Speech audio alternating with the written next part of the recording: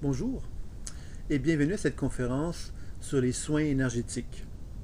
Alors, j'ai choisi de faire cette petite conférence afin de vous présenter d'une part les soins énergétiques d'une façon générale, mais également de chercher davantage à mettre l'emphase sur de quelle façon que la pratique de l'écoute imaginaire peut enrichir les soins énergétiques. D'abord, j'aimerais simplement dire que les soins énergétiques en eux-mêmes peuvent être tout à fait positifs et avantageux, tant pour soi que pour un partenaire, c'est-à-dire que les grandes techniques de soins énergétiques que l'on retrouve dans le monde présentement ont démontré, dans la plupart d'entre elles, leur efficacité. Et il s'agit ici de comprendre que le soin énergétique, pour en faire une définition très simple, c'est que nous sommes un intervenant, un thérapeute. Ce thérapeute cherche à utiliser l'énergie universelle, qu'il peut appeler divers noms. Et cette énergie universelle, il va chercher donc à la faire passer à travers son corps pour ensuite la diriger vers un partenaire pour favoriser donc une circulation énergétique chez le partenaire. Et on peut partir du principe que chez une personne qui est malade, son énergie vitale est plus faible, donc le thérapeute qui va lui transmettre de l'énergie vitale va lui donner en quelque sorte des vitamines pour que la personne malade puisse renouer contact avec une forme d'équilibre énergétique qui va lui permettre de retrouver donc un sentiment de mieux-être et de favoriser un processus de guérison.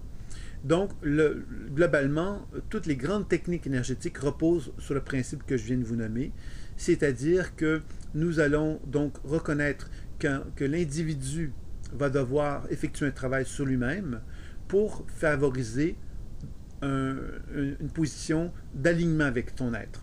Ça, c'est un élément qu'on oublie très souvent dans les techniques énergétiques parce qu'on a tendance à croire, en tant qu'être humain, que pour faire un soin énergétique, l'important n'est pas l'individu, l'important est la technique. Et je trouve ça très dommage, parce qu'évidemment, ça met en évidence une chose toute simple, c'est que l'individu va partir du principe que s'il débourse de l'argent, par exemple, il va pouvoir accéder à des connaissances qui vont lui permettre d'être un soignant.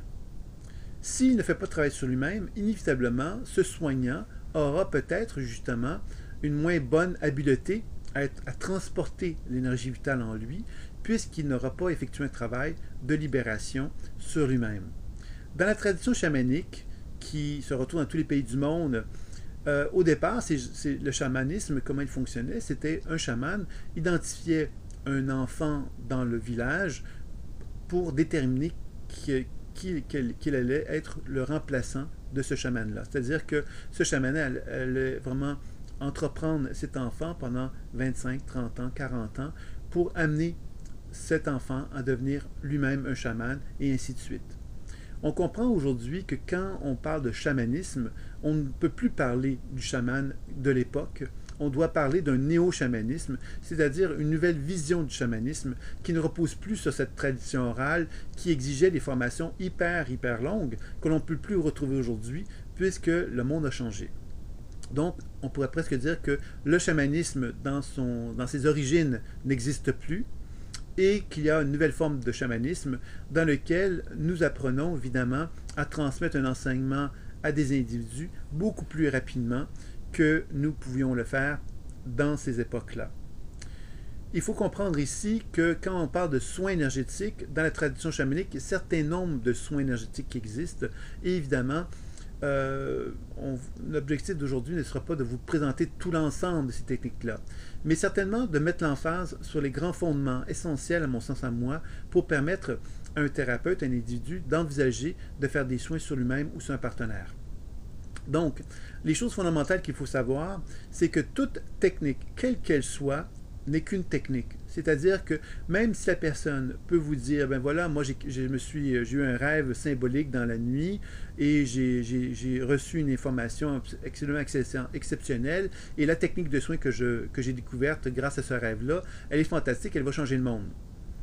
C'est une hypothèse, c'est une affirmation, elle ne peut pas être vérifiée tant et longtemps que cet individu-là ne pourra pas nous démontrer qu'il aura effectivement changé le monde.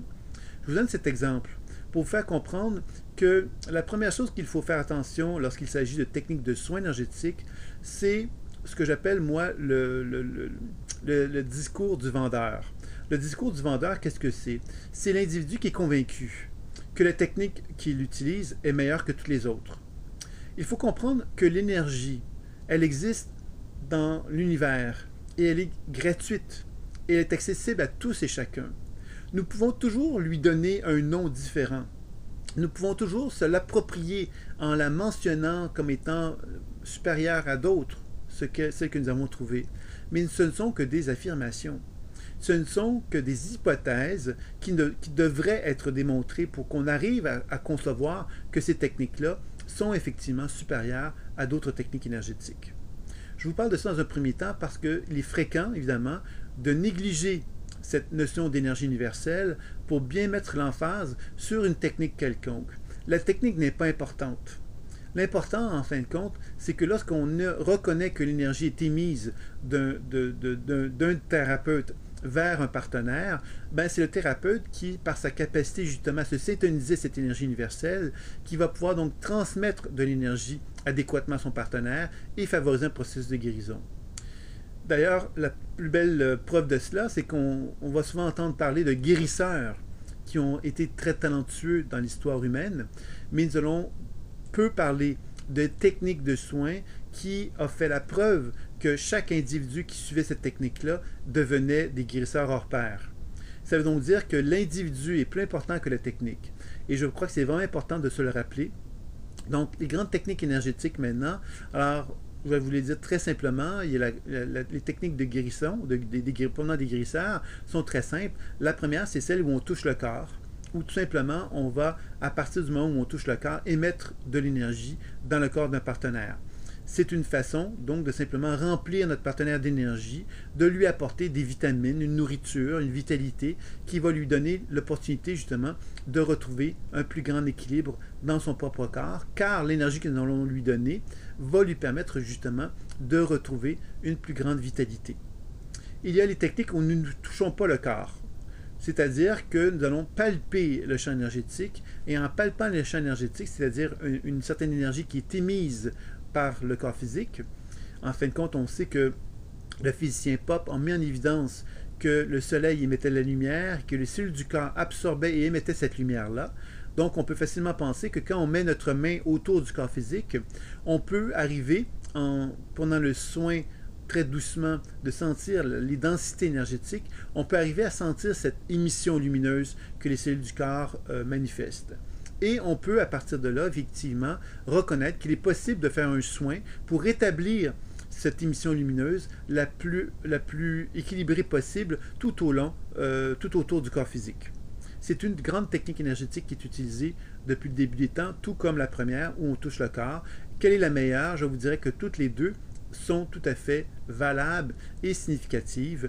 Elles ont des impacts de santé, toutes les deux, d'une façon tout à fait viable. Donc, je vous dirais que ça, c'est les deux grandes techniques énergétiques. Quand je vous dis les grandes techniques énergétiques, c'est les deux grandes façons d'aborder le transfert d'énergie. On touche le corps ou on ne touche pas le corps.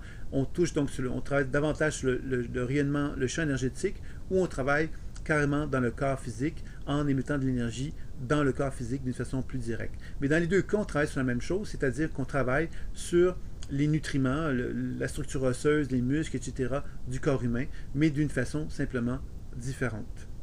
L'intérêt, évidemment, c'est de travailler sur les deux. Pourquoi pas de combiner les deux pratiques, puisqu'on va travailler sur deux plans différents, mais sur la même structure de toute façon.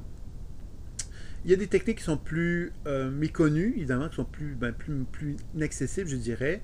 Par exemple, les guérisseurs philippins qui vont faire des chirurgies, il y a des guérisseurs brésiliens également qui vont faire un type de travail où ils vont utiliser même des fois des couteaux pour faire des ouvertures, pour aller chercher donc des énergies et quelque part perturbées dans le corps humain.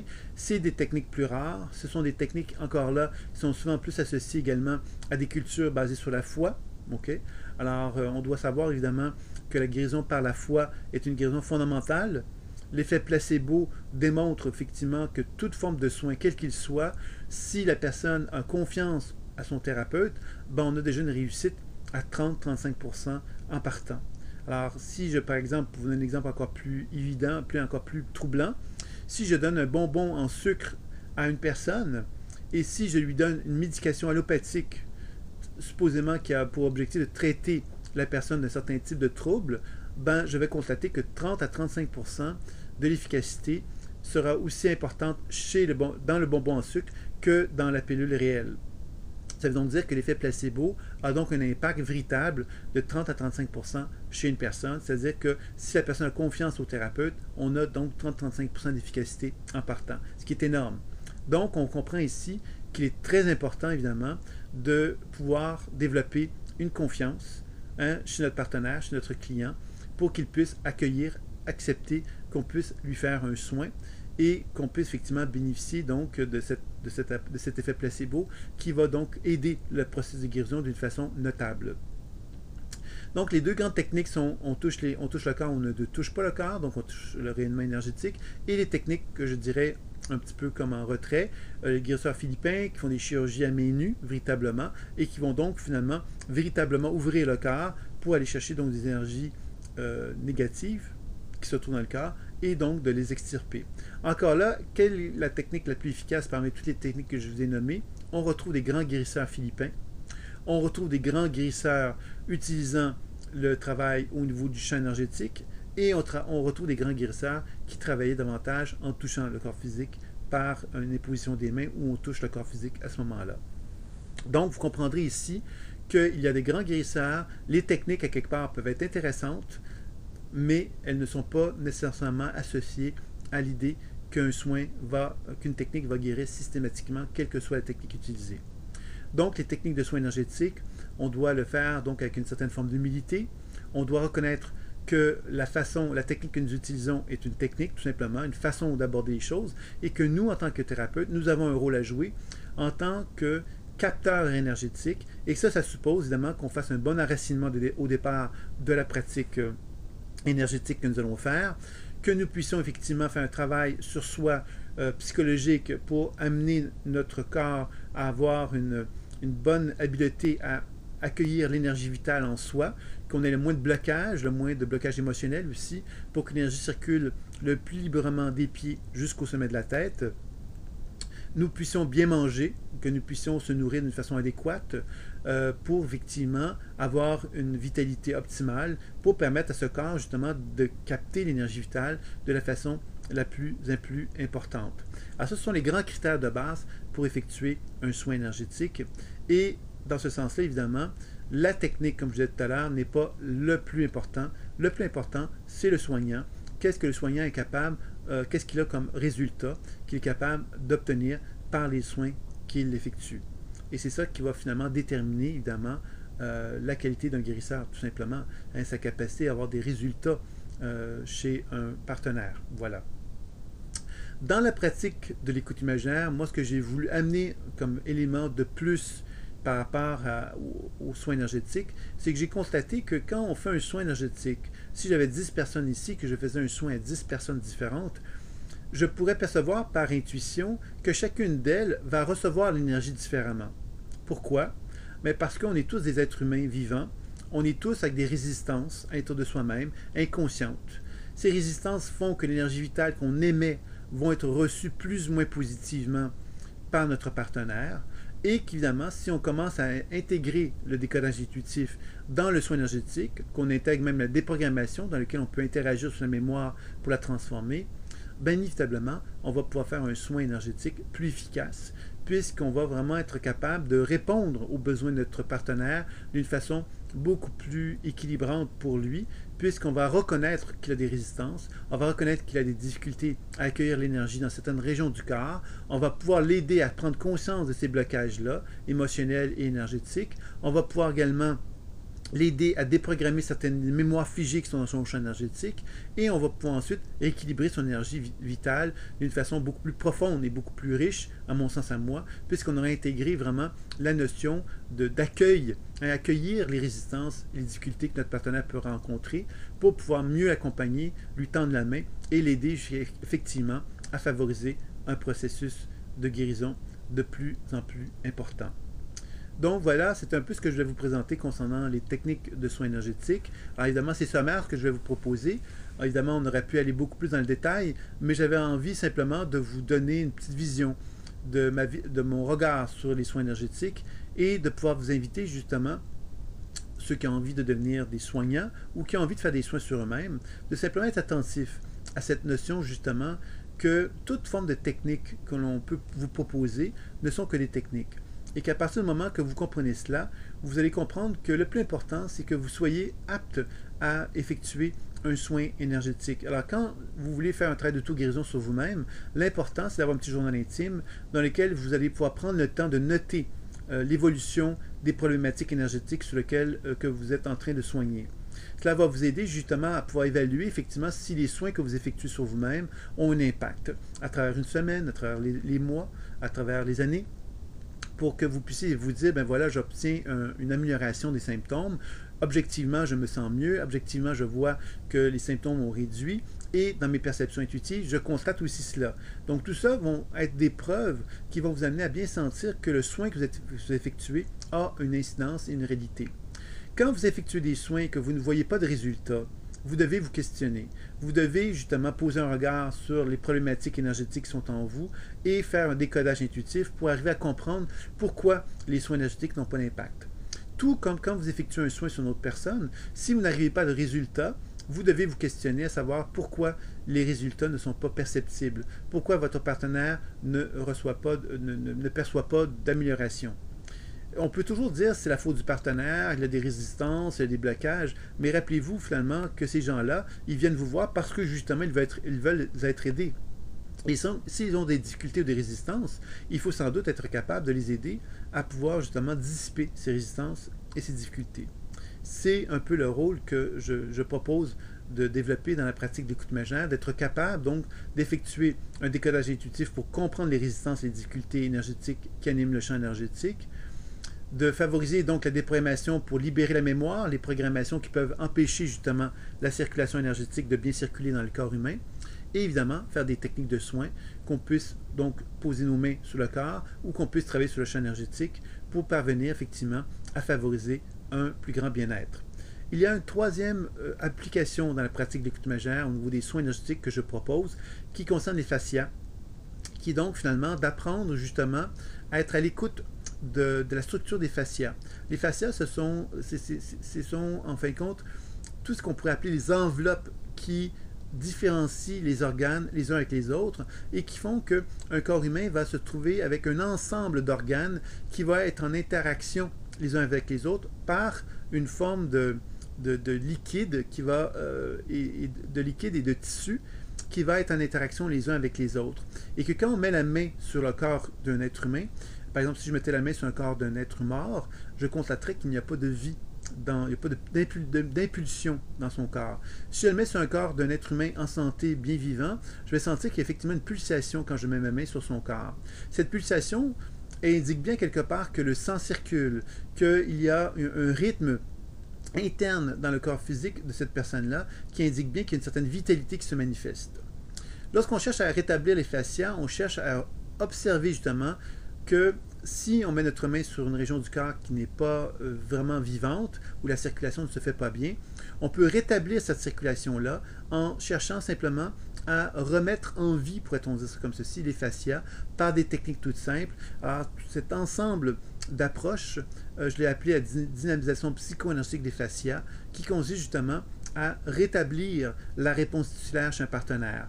Donc, tout à l'heure, quand je vous disais tantôt que quand on fait un soin énergétique, il est important d'apprendre à observer les réactions ou les résistances chez un partenaire, ben, dans ce cas-ci, ce qu'on cherche à faire, évidemment, c'est de chercher à rétablir la réponse tissulaire dans certaines régions du corps de notre partenaire pour qu'il soit ensuite, évidemment, plus réceptif à favoriser une circulation énergétique. Alors, évidemment, en rétablissant cette réponse tissulaire, si j'utilise le décodage intuitif, il est fort probable que je puisse arriver à décoder à ce moment-là les réactions inconscientes qui se manifestent dans le champ de mon partenaire et qui vont m'aider à mieux comprendre ce qui anime ce partenaire et de permettre effectivement à faire un travail de plus en plus en profondeur pour que mon partenaire puisse renouer contact avec une santé qui soit la plus riche possible et la plus complète possible. C'est-à-dire qu'il y a une connaissance de la problématique qui existe chez lui, qu'il y ait donc une déprogrammation de la mémoire qui est figée, qui se manifeste, et qu'il y ait une circulation énergétique